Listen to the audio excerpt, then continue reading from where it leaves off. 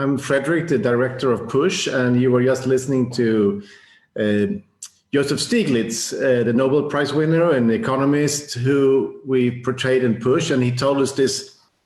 I mean, we were learning a lot doing this film, and one thing was that the 2008 financial crisis really changed the housing market globally, because we got a totally new kind of landlords, and they are now bigger than ever. And I think, and one of them is, of course, then Blackstone.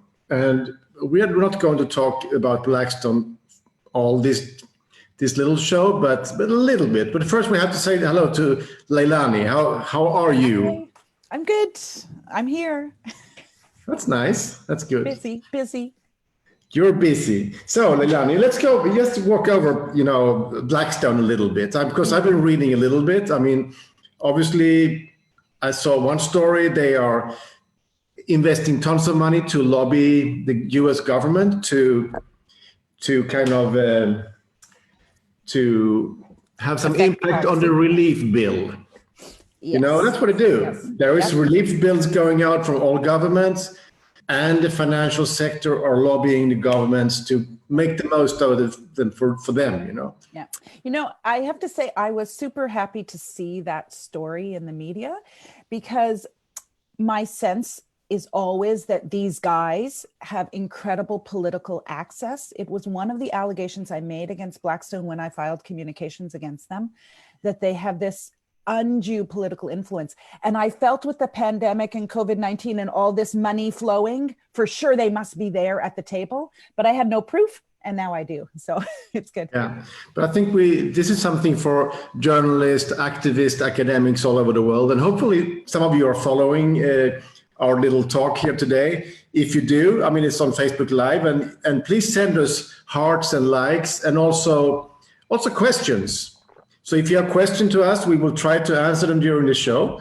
So please keep doing that. And also remember to share this video with your friends so more people can see it, because we are doing this.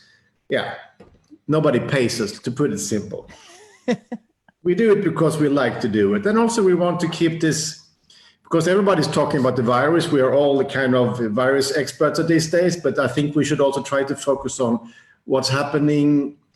What are the big guys doing right now? Because they're not waiting. I mean, I saw like today, Blackstone bought like a big casino business in Australia for tons of money, $50 million. The casino business is going down because of the COVID crisis. Boom, let's buy it.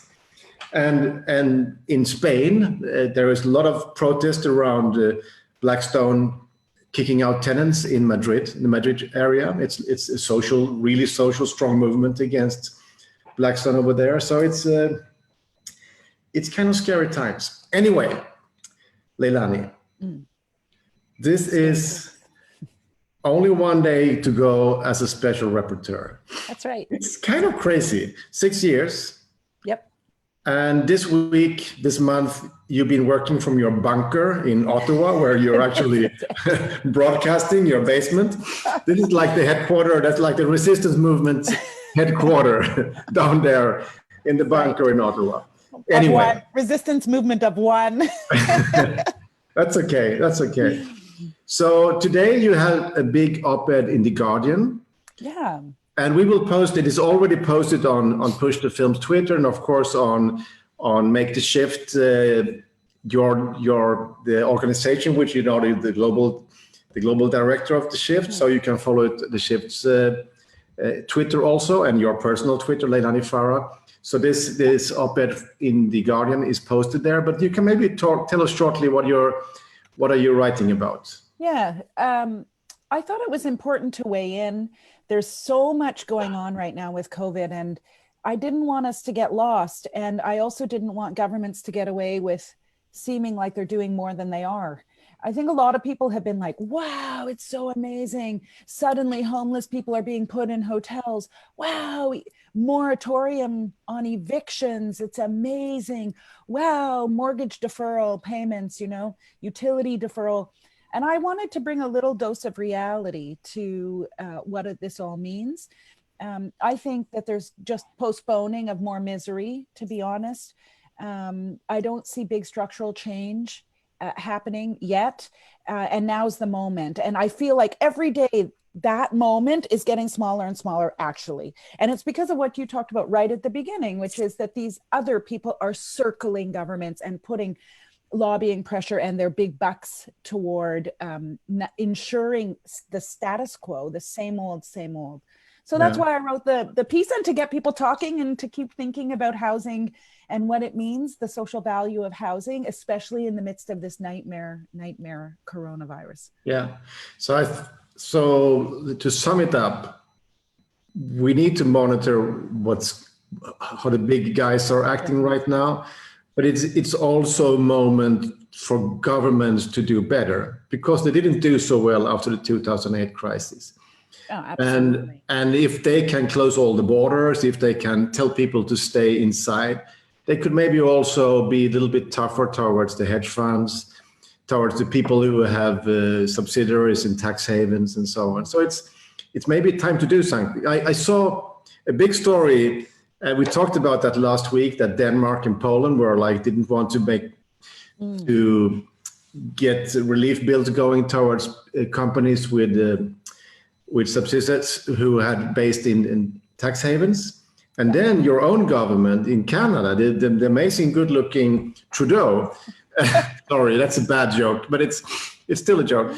I don't know, is he good-looking? No, forget about it. He's considered good-looking. Yeah, that's good. So he said they were not going to do that, because if they were creating problems for companies in tax haven, it would be bad for Canadian workers. But now, what happened today? He flip-flopped. And I don't know why he flip-flopped. And now he's saying that no, aid will not be going to companies that have avoided paying taxes through tax havens. So great. So it's good to know politicians can do the right thing, even when they've done the wrong thing in the first place. And also the Swedish finance minister today said that they will also not give money to companies who are based in tax havens. Last week, she was a little bit more vague about it. So this means that politicians also can listen, but we need to tell them, we need to keep talking. Mm-hmm. People in government are not evil, not stupid. The thing is that they listen a lot to the loudest voices, and the loudest voices are normally the people with most money. Mm-hmm. So if you want to have some impact on your government policies, you should lobby them now. I think that's but I think what you said is right, this loud voice issue. To be perfectly honest, that's why I formed, in partnership with some others, The Shift, was the idea to try to create a lot of noise. I've tried to do that with my rapporteurship as well. Volume. I'm constantly, I think the last few days are a pretty good example. Trying to flood the narrative with our narrative, where people matter, where human rights count, where human rights is a currency, for example. So I think it's absolutely right. The other thing I want to say, Fredrik, is so we get this good moment. Okay, so we've got US, Poland, Denmark, maybe Sweden, Canada saying no rollout of money to businesses that have avoided taxes through tax havens. Great. But now we really have to monitor, okay, what does this mean? Is this going to have the positive impact that you and I think it's going to have? What can we leverage from this? Where can we go next from this? So that's one of the things that I want to do. I don't know if you have a sense of who will be caught by these tax haven provisions. Will the Blackstones be caught by this? Netflix, will Facebook, there's so many. Of course, these are companies who make tons of money anyway, so they're not asking for any relief bills. But still, the problem with the tax havens is there are a lot of when the tax havens started, that's something that also Roberto Saviano told us in the film. That is, when the tax havens started, it was like a little stream in the corner of the world economy, but now it's the big stream. So it's a normal business goes through the tax havens. So all big companies have subsidiaries in tax haven. Also the big banks, our own banks. do also do trade there. So it's problematic. Do you know what? What? I don't know if we get hearts. Did we get any hearts? No, I haven't seen any heart, but maybe I have been so much focusing on you. But please send hearts, please, because hearts is what we thrive on. Yeah, absolutely. But we've got some questions. Do you want to hear? I will now look over this way. So see if I can read them. Okay. Question. So we have a guy called Paul I think in Toronto. Do you think Toronto should mandate inclusionary zoning on all new developments in effort to establish well-balanced mixed income communities? Yeah, that's a no-brainer. At a minimum, we should have inclusionary zoning everywhere, including in Toronto. What does it mean, inclusionary zoning? How do you explain that? So it's just simply when you dictate that any new development has to have a certain percentage of affordable units, a certain percentage of social housing, et cetera. What the trick is to get it right, because often the developers will start negotiating. So it's like, oh, I only want, if you're going to make me do this, I'm going to build it up higher and make it uglier and, all sorts of things. Or I'll put X number of affordable units in my next building further out away from city center. So it has to be done right, inclusionary zoning. It has to include social housing, deeply affordable housing, and then market rent or market value. Then we have a guy here called Brent Frame. He actually says that the two of us are awesome. I like that. Brent, I haven't seen any hearts yet. Is there any hearts coming? Anyway, that's nice. And he asked if you think that prices on rent will go back now when this crazy period is over. Do you think the rents will be lower again because they're so inflated? No, tenants have something to say about this because tenants can either pay or they can't pay. I have been trying to advocate that no one pay more than 30% of whatever their income is on rent. And I'm trying to get governments to legislate that during this pandemic period, and then we can evaluate post-pandemic. But I haven't had any governments take my bait yet. But I think so. If your income is zero, you should be paying zero rent. If your income is $100, €100 a month, then you should be paying 33 euros or dollars a month, like that, because we know that that's affordable. And I think people should pay some rent if they have some income, but it should be based on what their income is and not more than 30%. We also have a friend here, Mehmet, who talks about the basic income. Yeah. What do you think about that? That's been on the agenda for a long time. Is it more on the agenda right now? It's certainly more on the agenda. I've noticed that a lot of governments are very clear that many governments are saying this is an emergency situation and this is emergency universal income. And what we have to hear from that is not long term. This is not a structural change. We are not going down that road. Universal income is incredibly expensive. It is. It's costly. We have to figure out what the cost savings are in terms of people being generally better off, healthier. Might mean that there's a lot of cost savings when you introduce universal income, but it is costly. That's for sure. Yeah. Okay. I'm not an expert on that, so I will not go there. Anyway, today, across the bridge, which I can't pass in Denmark, we're not allowed to go to Denmark. It's crazy. But you have so many freedoms in Sweden right now. You're not allowed to complain compared to those of us in bunkers. They are welcome to. Actually, the Danes are coming over here because we haven't closed our borders. So they come here to go for drinks. It's nice. They're welcome. I'm going to fly to Sweden and get my haircut. Anyway, in the Danish parliament today, they're passing a new legislation. And that legislation is about a 5-year rent freeze. Yeah. And a lot of other things. And hopefully it will be in action 1st of July. So it's passing the parliament in Denmark today. And the Danish housing minister says, the bottom thing he says is that he wants a city where also the bus driver and the nurse can live, and a city for all. I think it's a nice way of putting it, a city for all, an affordable city for all. And of course, So how do you think the Blackstones of the world, the hedge funds, the big housing corporations, how will they react on these kind of political measures? Well, they don't like rent freezes. We know that. We saw that in Spain and we saw that in Berlin. We saw stocks drop in Berlin when they introduced the 5 to 7 year rent freeze. And we saw Blackstone in the elections in Spain saying that if rent freezes were put into place, they would take their units off of the market. So certainly the institutional actors don't like it, which means it's moving in the right direction, in my opinion. It's moving in a human rights direction. So, I want cities for all. I really want human rights for all. I have to admit, I'm very clear on that. For me, this is a matter of human rights, and governments have to start doing what's necessary. So the law that Denmark's about to pass is super friendly with a human rights framework. So that's good. It's good. Okay.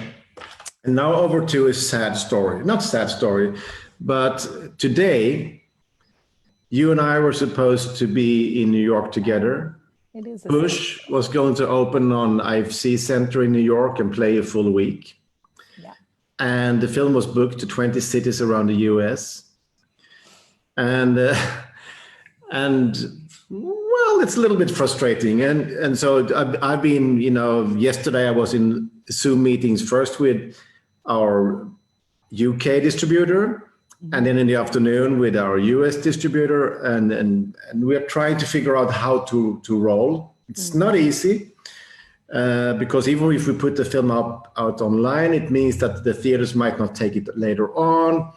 And and the little money we have to spend it in a smart way. So it's complicated. But I can tell you, if you are a part of any NGO and so on, you can organize screenings of Push even during this lockdown era. Contact us and we can tell you how to roll it, so you can get screening links to your audience.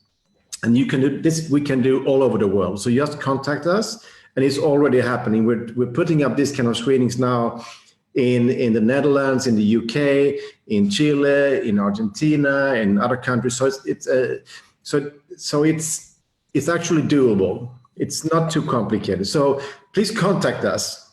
Fredrik, is the idea that, because I think it's super important, and of course I'm hugely disappointed that Push isn't in theaters. I'm disappointed for the whole doc world and for the film world that theaters are closed worldwide.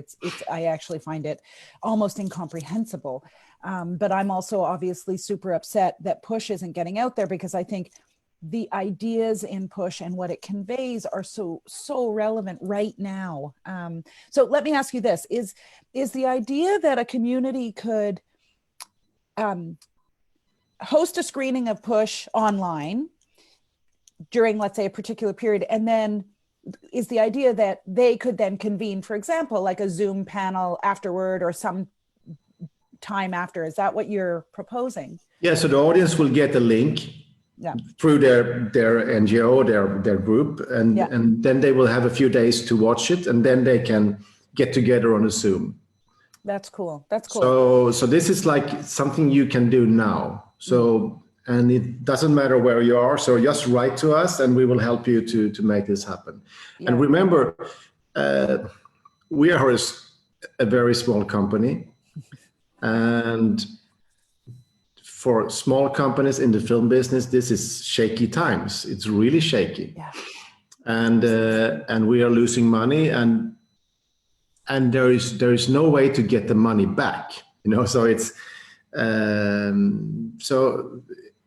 and I know a lot of my friends and colleagues are under deep stress now. Yeah. We are doing this show because we need to keep talking about important things. Exactly. And we need to show that we are around, and we need to think ahead, because when this crisis is over, Blackstones and others have already been doing that.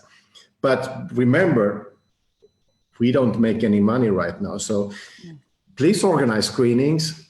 Please, if you're in a country where the Vimeo link of the film is available, please buy it from us or send it to friends. or let them tell your friends to buy it. It will help us a lot, you know. And you can also go and watch the films on our back catalog of my older films. They're out on our www.film.com website. You can find them all. So that's a little way of supporting. It's, of course, it's small, but it's cool, and it also gives some kind of energy back to us. And we can always bounce into Zoom meetings and join people as they talk about the film and the issues in their own communities. So I'm offering that for myself. That's good. I'll make myself available. Yeah. So tomorrow is your last day as a special rapporteur. After 6 years, yeah. How has it been to be the UN Special Rapporteur? I mean, that's a very short question to, I guess, a long answer. I'm not going to give a long answer. I have to be honest, I haven't even had a moment to really reflect on what it all means and how I experienced the 6 years. I have little flashes the past few weeks as I've been moving toward the finish line, as they say. I mean, it's been the ride of my life for sure. And I keep having incredible moments, intense moments of remembering mostly conversations with people living in really horrific circumstances. And also coming out feeling a bit of pride that I think housing and the right to housing is in a new place. And I think I had something to do with that. On the global level, I think people are talking about housing in new ways. I think Push had a lot to do with that. That's why I'm really keen for people to keep screening the film, because it's helping people feel okay and confident to talk about this issue as a real issue, as a live issue, as something of as important as climate change. And so I'm feeling a whole bunch of things. One thing I'm not feeling, I keep getting all these emojis of people saying, oh, you're leaving. And then it's like this emoji with the tears and sometimes with the 2 tears coming down. And I don't feel that at all. I feel super excited about the future because I know now through this past 6 years that we're on to something super important. And there's a need for so many of us to keep pushing and pushing. And so this is like the beginning of something, and maybe with a little more creativity and flexibility and maybe a slightly less ridiculous schedule. So you've been working really hard, but you've also been really successful. And I think your success has been your ability of clear language. And your clear language is now on everybody's lips. Housing is a human right. And I think that very short sentence changes a lot, because for a long time we've been talking about housing as a market, you know, so it's housing market, housing market, you know, it's like the markets is being there all the time as the big solution. And that's like the natural way of putting it up. Actually, sad story, Sweden is actually now the parliament is working on maybe putting up market solutions for new builds. So that's like a compromise the government is pushed into by right. 2 smaller center-right parties. We don't know what's going to happen, and we don't know exactly how it will look like. So do you have any comments on market rent? Yeah, don't go there. I mean, we know that people have been screwed by market rent and what the market can bear. So, excuse the expression, it's not a very nice expression, but I mean, really, it just creates unaffordability. And I think in Sweden already you have some affordability issues that people are struggling with, like everywhere. So there have to be curbs on that, caps. And I mean, I mean, the direction we should be moving in is rent freezes and caps and affordability based on household income. So it's the exact opposite direction of where we should be going. And the pandemic exposes it so well, because we now know undeniably that access to adequate housing that's affordable, that's secure, is key to well-being, to life itself, and to life of the entire population of every country. So the writing is on the wall with the pandemic. I mean, it's a terrible place we're in with this virus. On the other hand, it's exposing so much for us, right? The truths, I think. I just want to say one other thing. I think you're right that clarity of language is key to making change. And I should say that my ability to speak clearly has developed over time. And the documentary had something to do with it. I recall many times you saying to me, "You're talking NGO-ish, stop talking NGO-ish," and forcing me to really kind of hone my message. But also I should say, I have an amazing team. And so much of my ability to do anything has been based on the incredible support I have, this incredible team that's coming with me to the shift. So I'm super lucky. I mean, no one can do this alone, right? Nobody can do it alone, even if you're alone in a bunker in Ottawa. That's right. Anyway, so I heard a little rumor that you have something cooking. Maybe your last big bang as a UN special rapporteur. Is there anything you can tell us? Sure. I can't tell you everything, but I can tell you that so many people will know, not everyone, that a while ago I did what we call a communication to Blackstone and 6 governments. And a communication is when I write like a legal letter as rapporteur and I say, "Hey, I've been watching you and I think what you're doing is not consistent with human rights law." So I did that with Blackstone and 6 countries, and it created, it was good. You know, it created a sort of new consciousness, I think. And Denmark was one of these countries that are now changing its law. Yes, exactly. Sweden was too. So we await changes in laws in Sweden. In any event, I'm launching another large communication against an asset management firm. Well, I just wrote a letter. It's not really against them. A big asset management firm. I can't reveal the name, but it's at 6:15 this evening in Central European time. It will be revealed who I've named. That's in 45 minutes. In 45 minutes. Yeah. Yeah, and I've alleged that their business model is contrary to human rights and really affecting tenants in particular, and creating unaffordable housing for tenants in several countries. And you'll see which countries are named. 3 countries are named. Yeah, so it's sort of a wake-up call. I use these communications in this case, in particular for this company to understand, one, that they're operating in an area that is a human right. They may not even know that. They may not realize that being in the business of housing is also being in the business of human rights.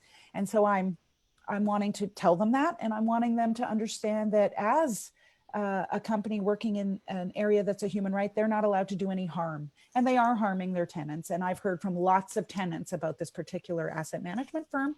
And so they need to know they have to stop doing such harm and change their business model. Yeah. Do you know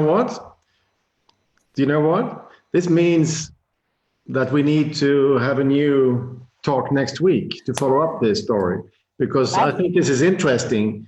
And maybe when this story is out now in 45 minutes, you can follow it on Push the Film's Twitter and Facebook and also the Shift, and it will be published on the UN website. It'll be on my UN website, yeah. In 45 minutes. And then you can send in also comments and stories about your experiences from this company that is mentioned. So please do that. And then we can have a new talk next week. Yeah. From the bunker in Ottawa to the open city of Malmo. That's right. That's how unfair life is. Yeah. Yes, it is unfair. But it's okay. It's okay. You look great, so everything is fine. Okay, so I mean, it's only like before lunchtime kind of now in Canada, so I wish you a great working day. I'm sure it's going to be very intense. So, and I would probably just go home and open a bottle of wine or something. And Nice. That sounds good to me.